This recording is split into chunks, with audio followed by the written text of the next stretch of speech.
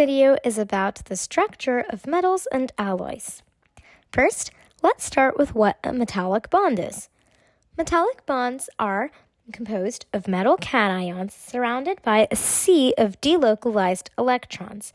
As we can see in the picture, the valence electrons are free to move.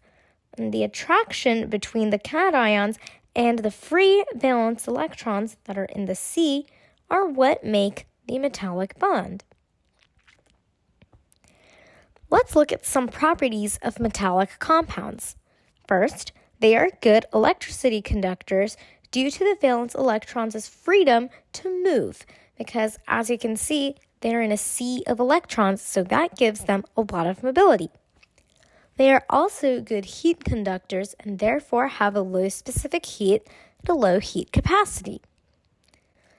Metallic compounds are also malleable, and that is because the cations can move without repelling each other due to the electron sea. The sea of electrons sort of acts as a shield, which lets these cations move without repulsion. Lastly, they are also ductile, which means that these compounds can be pulled into a wire more easily.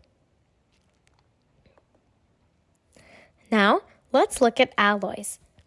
Alloys are a homogeneous mixture where at least one constituent is a metal. Alloys are not necessarily completely composed of metal. For example, carbon and iron make steel, which is a very well-known alloy. Alloys come in two types, substitutional and interstitial. Let's look at these two types in further detail. First, we have substitutional alloys, and those are composed of atoms with similar radii. And when we look at a particular diagram, it looks like a direct substitution. Now, on the other hand, we have interstitial, and those are composed of atoms with different radii, and you can see that the atoms that have the smaller radii are the ones that fill the spaces in the alloy, and that's what we have over here. Now, let's do an example problem together. Carbon and iron are constituents of steel, which is an alloy. Remember, I had referenced that example earlier.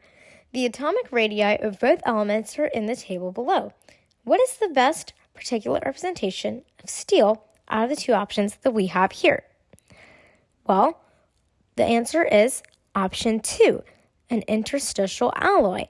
And that is because if you look at the atomic radii, you can notice that one element, carbon, has an atomic radius that is significantly lesser than the other element, which is iron. And that is why this is our answer.